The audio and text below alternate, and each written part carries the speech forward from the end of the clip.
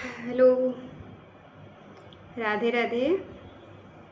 चलिए, हम लोग क्या पढ़ रहे थे? शब्द पढ़ रहे थे, है ना। शब्द पढ़ रहे थे। शब्द के प्रकार हमने पढ़ लिया था, शब्द के भेद पढ़ लिए थे और विकारी शब्द पढ़ लिए थे ना, ये सब पढ़ लिए थे। उसके बाद संज्ञा पढ़ रहे थे। संज्ञा में हमने संज्ञा के प्रकार भी पढ़ लिया था। ठीक, संज्ञा मुख्य रूप से 3 प्रकार की होती है और वैसे 5 प्रकार की होती है। तो हम लोग पढ़ लिए थे व्यक्तिवाचक, जातिवाचक और समूहवाचक। तो आज हम पढ़ेंगे द्रव्यवाचक। हेडिंग डालिए, द्रव्यवाचक संज्ञा। द्रव्यवाचक संज्ञा, ठीक है। लिखिए, वे शब्द जिससे किसी द्रव्य या पदार्थ का बोध होता है, किसी द्रव्य पदार्थ का बोध होता है, द्रव्य या पदार्थ का बोध होता है, द्रव्यवाचक या पदार्थवाचक संज्ञा कहलाते हैं। द्रव्य या पदार्थवाचक संज्ञा कहलाते हैं, ठीक है। जैसे पानी, दूध, घी, सिरका, अचार, तेल, शराब, तेजाब, चाय, कॉफ़ी, लस्सी, छाछ, जूस, ठंडा, सोना, चांदी, लोहा, तांबा, पीतल, जस्ता, टिन आदि। हमने जितना बोल दिया है, जो भी आप जितना नोट कर पाएँ उतना नोट कर लीजिए। सारा नोट करने की ज़रूरत नहीं है, बस समझाने के लिए है, ठीक है। पानी, दूध, घी, सिरका, अचार, खटाई, दारू, तेजाब, चाय, कॉफ़ी, लस्सी, पीतल, जस्ता, सोना, चांदी, लोहा, तांबा सब किस में आते हैं? द्रव्यवाचक या पदार्थवाचक संज्ञा कहलाते हैं। नोट करके लिखो, नोट लिखो। सभी गैसें द्रव्य या पदार्थवाचक संज्ञा के अंतर्गत आती हैं। सभी गैसें द्रव्य या पदार्थवाचक संज्ञा के अंतर्गत आती हैं। सभी गैसें द्रव्य या पदार्थवाचक संज्ञा के अंतर्गत आती हैं, ठीक है। पॉइंट 2 लिखो। पॉइंट 2, द्रव्यवाचक संज्ञा की सबसे बड़ी विशेषता, द्रव्यवाचक संज्ञा की सबसे बड़ी विशेषता यह होती है कि इसका माप तौल किया जा सकता है। द्रव्यवाचक संज्ञा की सबसे बड़ी विशेषता यह होती है कि इसका माप तौल किया जा सकता है, परंतु गिना नहीं जा सकता। गिना नहीं जा सकता। द्रव्यवाचक यानी पानी, सिरका, अचार, इसको नापा जा सकता है लेकिन हम गिन नहीं पाएंगे, ठीक है। 5वीं हेडिंग डालिए, भाववाचक संज्ञा। द्रव्यवाचक संज्ञा समझ में आ गई होगी ना।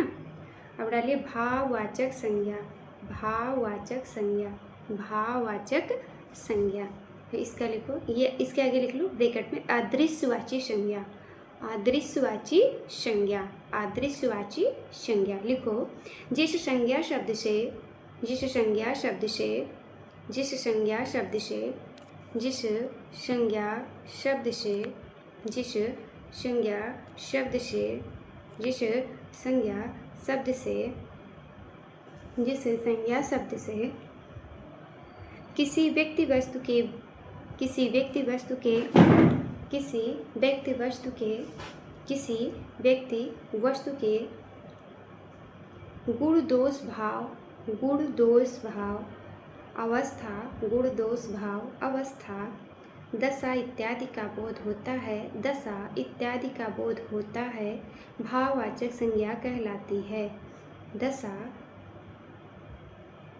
तथा दशा इत्यादि का बोध होता है, भाववाचक संज्ञा कहलाती है। क्या कहलाती है?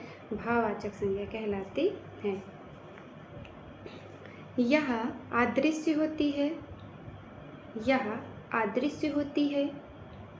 इसकी हमारी इंद्रियों द्वारा, यह अदृश्य होती है, इसकी हमारी इंद्रियों द्वारा, इसको हमारी इंद्रियों द्वारा होती हैं।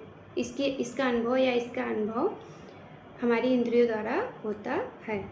लिखो, जैसे प्रेम, ईर्ष्या, घृणा, मित्रता, बुढ़ापा, बचपन, ईमानदारी, बेईमानी, चोरी, गहराई, ऊंचाई, दूरी इत्यादि।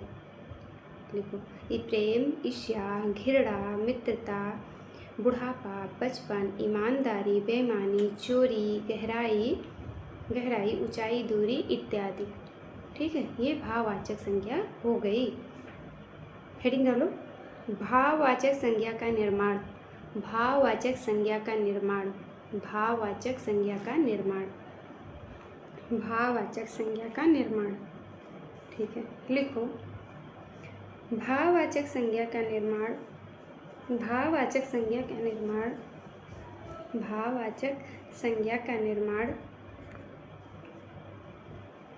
निर्माण 5 रूपों में होता है। कितने रूपों में होता है?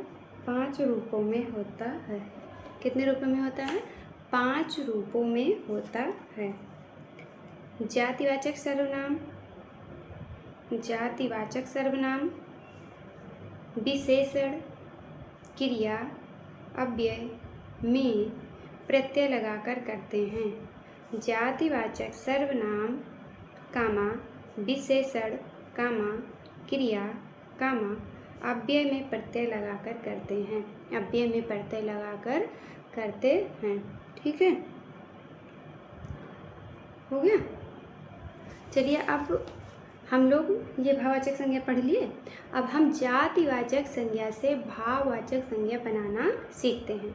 जातिवाचक संज्ञा से भाववाचक संज्ञा बनाएंगे। एक तरफ लिखिए जातिवाचक संज्ञा, दूसरी तरफ लिखिए भाववाचक संज्ञा।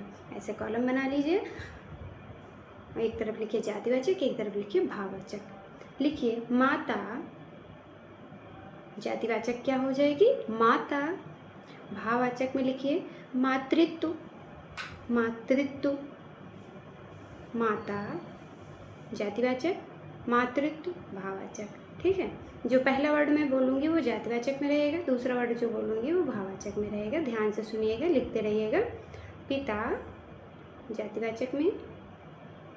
अच्छा, आप पहले एक लाइन से लिख ही लीजिए। पिता, बूढ़ा, चोर, लड़का, लड़की। इतना लिख लिए। चलिए उसके आगे बूढ़ा, पिता के आगे लिखो पितृत्व, पितृत्व ये क्या हो गया? भाववाचक हो गया।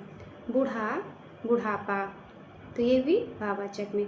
चोर, चोरी भाववाचक में। लड़का, लड़कपन, लड़कपन लिख ले, लड़कपन। लड़की, लड़की उसका भी लड़कपन, लड़की का भी लड़कपन। ये जातिवाचक संज्ञा से हम भाववाचक संज्ञा बनाना सीख गए। चलिए लिखिए नेक्स्ट हेडिंग लिखिए सर्वनाम से भाववाचक संज्ञा बनाना। सर्वनाम से भाववाचक संज्ञा बनाना। सर्वनाम से भाववाचक संज्ञा बनाना। हो गया। चलिए एक तरफ लिखिए सर्वनाम, दूसरी तरफ लिखिए भाववाचक। एक तरफ लिखिए सर्वनाम, दूसरी तरफ लिखिए भाववाचक। कॉलम में बना लिख लीजिएगा। लिखो अपना, अपनापन या अपनत्व।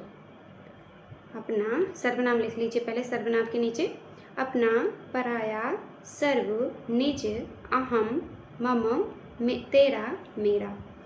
लिख लिए? फिर से बोल दे रहे हैं। अपना, पराया, अपना, पराया, निज, अहम, मम, तेरा, मेरा। यह क्या हो गया? सर्वनाम हो गया। अब हम सर्वनाम से भाववाचक संज्ञा बनाएंगे। भाववाचक संज्ञा के नीचे लिखिएगा अपना या अपनत्व। अपना का क्या हो गया? अपनापन या अपनत्व। ठीक है, उसका 2 लिख लीजिएगा, अपना, अपनापन या अपनत्व। पराया का लिखिए परायापन, परायापन। सर्व का लिखिए सर्वस्व, सर्व का लिखिए सर्वस्व। निज का लिखिए निजुत्व या निजता, निजुत्व या निजता, निजुत्व या निजता। अहम, अहंकार, अहम का अहंकार, अहम, अहंकार। मम का ममत्व, मम का क्या हो जाएगा? ममत्व, मम, ममत्व। तेरा, तेरापन, तेरा का तेरापन। मेरा का मेरापन, तेरा का तेरापन, मेरा का मेरापन। ठीक है, ये हम लोग बना लिए, अब सीख लिए सर्वनाम से भाववाचक संज्ञा बनाना। ठीक है, अब हम सीखेंगे क्या कहते हैं, विशेषण से भाववाचक संज्ञा बनाना। विशेषण से भाववाचक संज्ञा बनाना, विशेषण से भाववाचक संज्ञा बनाना। लिखिए एक तरफ कॉलम में लिखिए विशेषण, दूसरी तरफ लिखिए भाववाचक। लिखिए चतुर का चतुराई, सुंदर, सुंदर का सुंदरता, ईमानदार, ईमानदार का ईमानदारी, ईमानदारी। बेईमान का बेईमानी, गर्म का गर्मी, काला का कालीमा, लाल का लालिमा, सफ़ेद का सफ़ेदी। ये जो विशेषण शब्द है, विशेषण शब्द पहचानते ही होंगे, है ना। विशेषण तो पढ़ा दिए ना पीछे, विशेषण मैंने पढ़ा दिया है पीछे, पिछली वीडियो देख लीजिएगा जाके।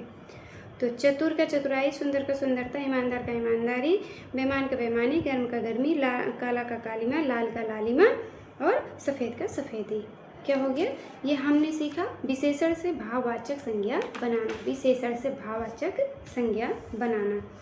ठीक है, ये वीडियो थोड़ी बड़ी हो रही है, मैं नेक्स्ट वीडियो में आगे पढ़ा रही हूँ। ठीक है।